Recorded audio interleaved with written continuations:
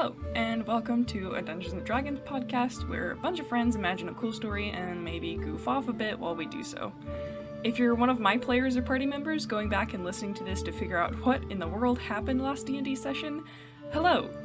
And if you're me listening back to this or in the editing process, also hello. And lastly, if you have no idea who we are and happen to stumble across this recording in the endless sea of Podbean, hi and welcome.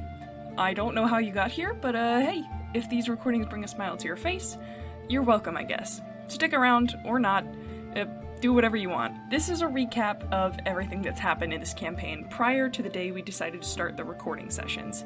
If you want to know what campaign this is, look at the title or just listen on. If you're one of my players or party members, you'll know pretty quick what campaign it is. The campaign opened in a small town in the middle of nowhere. Dorian, a dashing drow prince with charm to match, found himself in Squall's End at a simple tavern. A short fight broke out as furniture came to life, a curse supposedly brought on by the Fae. Corey, a 7-foot-tall barbarian who refuses to use rage, joined the fight, making quick work of the wooden furniture. So Corey and Dorian met, both running from a past they wished to escape. Trouble found them again, with darkened creatures of a magical black tar creeping into the town. The forest nearby, a weak point between the material plane and the Fey wilds, had built up some tensions between the townsfolk and the Fey. A short mystery took a hard turn when creatures of black ooze invaded a Fey and townsfolk skirmish at midnight.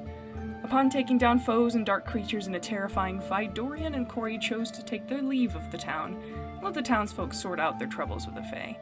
Neither were too comfortable with the danger and near-death experience they had just encountered, so they moved on to a port town to seek other work.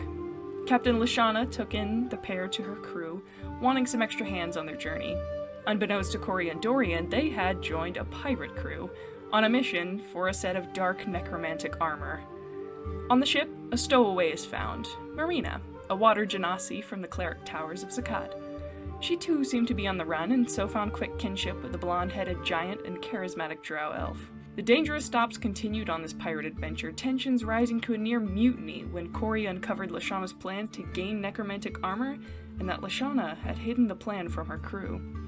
The pieces of the armor were uncovered bit by bit: a bracer from a ghost ship, a sword from a draconic beast on an island of people without memories, and finally, the crown. In the fight against a long-dead man, Corey's mind was overtaken by the dark madness of the crown.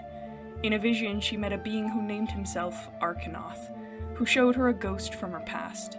Secrets and mysteries were revealed, but Corey, when released, hid part of this encounter, not wanting to face a retelling of her past tied to that ghost. World drinkers, Arcanoth, a Twilight one who once wielded and perhaps made the necromantic armor. This is what was revealed to the group. Questions gave rise to more questions when the party's journey led them to Zakat, Marina's home. Dorian vanished with a simple note informing Corey and Marina of his departure home to take care of some unnamed troubles. Trouble then found Corey and Marina when they were attacked by more tar-like creatures in the streets, and troubles worsened when they were kidnapped and had to force an escape from a necromancer's laboratory. A laboratory filled with gruesome experience on those tar creatures and guarded by a powerful warlock. Another unlikely friend jumped on board their journey, having been kidnapped himself: Rakara, a black sphinx tabaxi and archaeologist of the desert sands in the western wastes. His past spoke of dealings with dark magic of similar nature to what both Marina and Corey had seen thus far. A stolen book and a vial of black ooze revealed a few interesting bits of information. This black material is ether, a substance that emanates mutilated creation magic. The book speaks of Luna and a shadowed one, named similarly to the Twilight one.